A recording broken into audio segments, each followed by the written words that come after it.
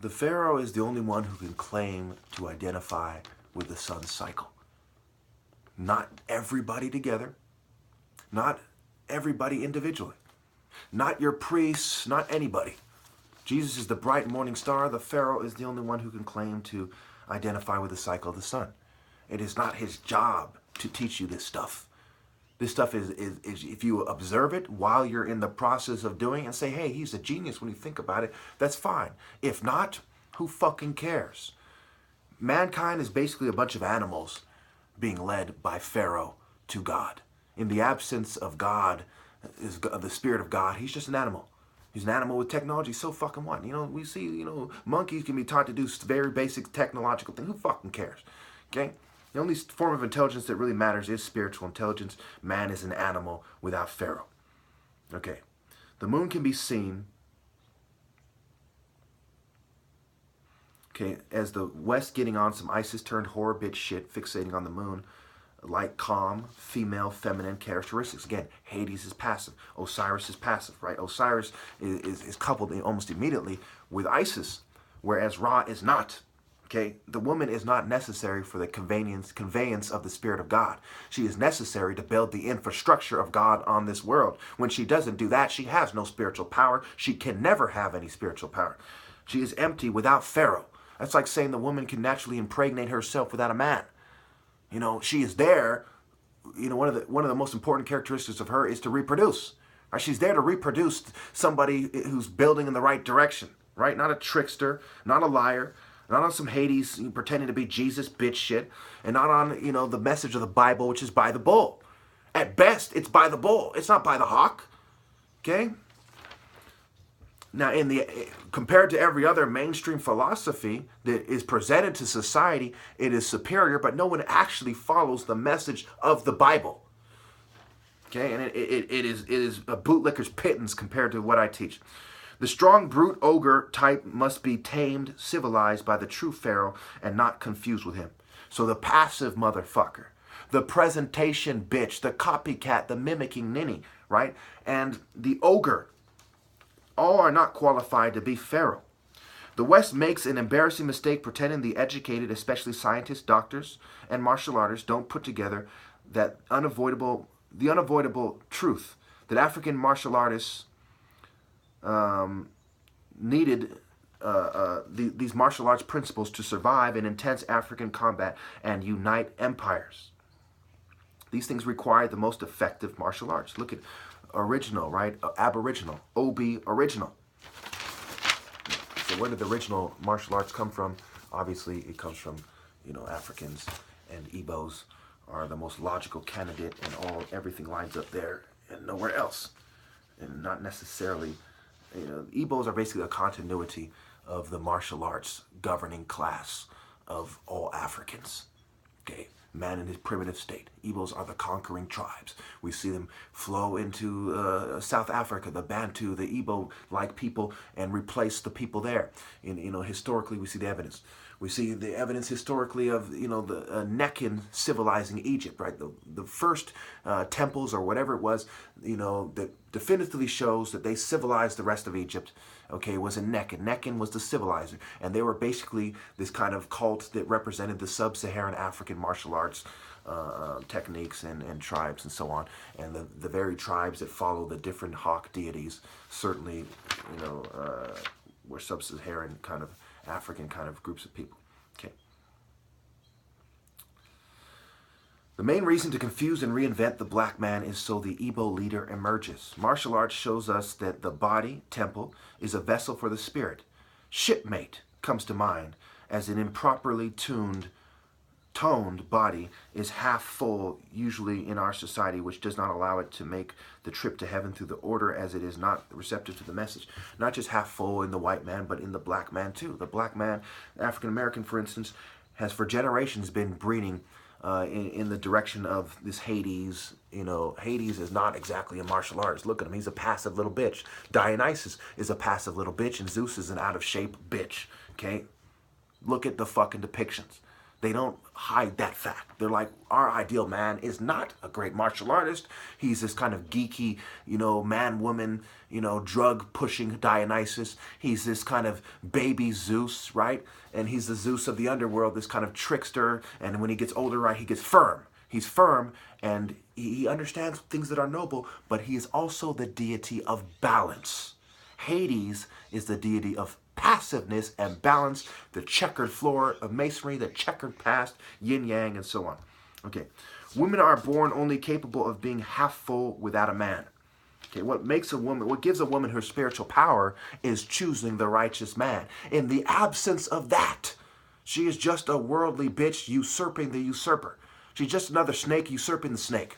That is what feminism is. God knew they would buckle the belt of truth. Think about the belt of truth. God knew that women were gonna buckle under pressure.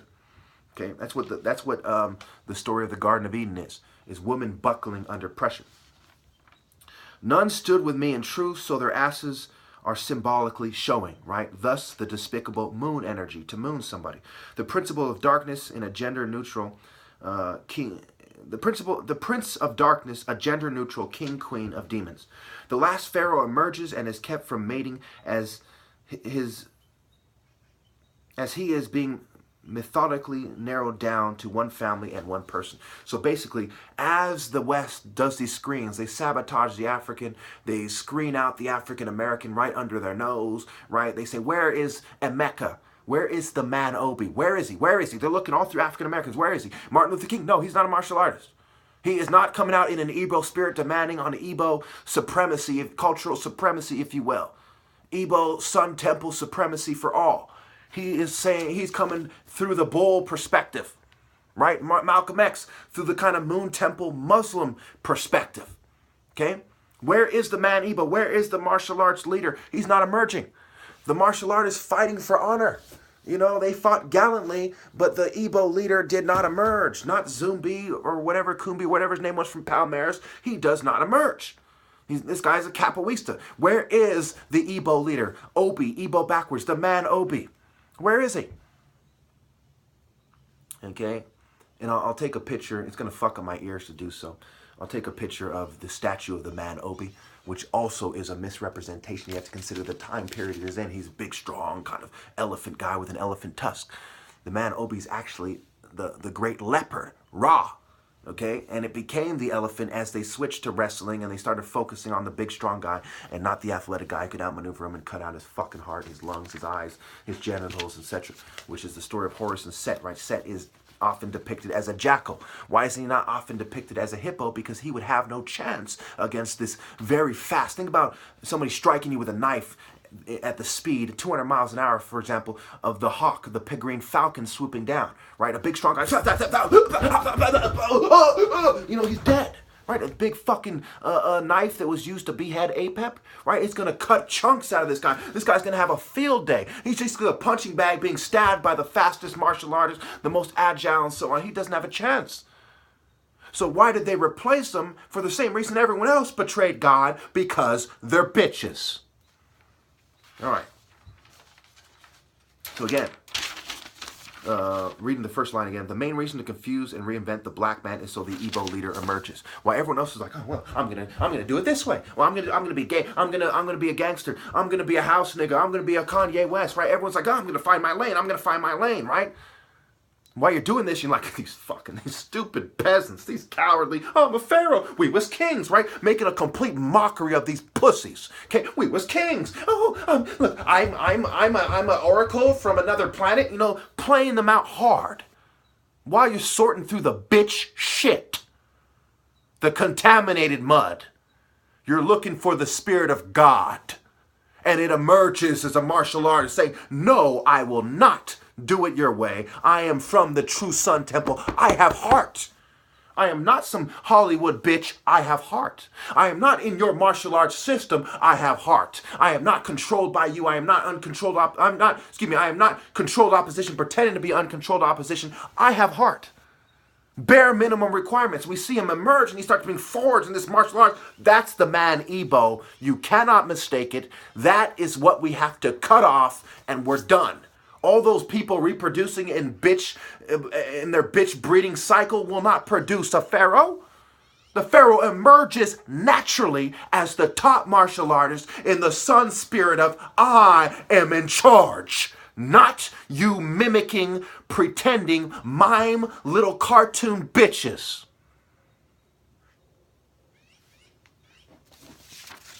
So let's talk about Stoicism and what it has in common with the passive depiction and characteristics of Hades.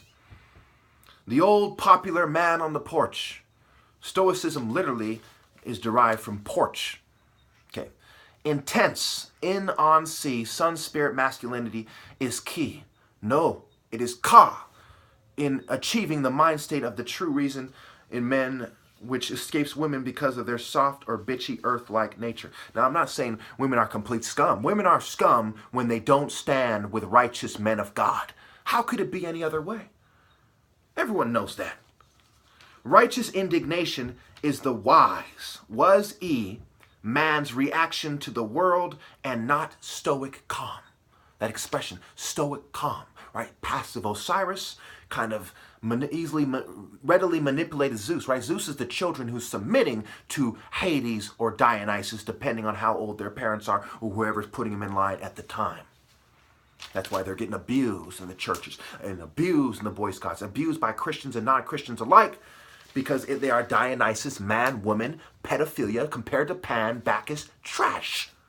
And then they become this old kind of, I'm the judge in court. Order, right? I'm a stern judge. Look, I'm fair. I just have to make sure you're in the system. I'm fair. I understand noble things, but you have to be held down in the spirit of Hades. Bitch ass shit. The fuck. Get him out of here. Get him out of here.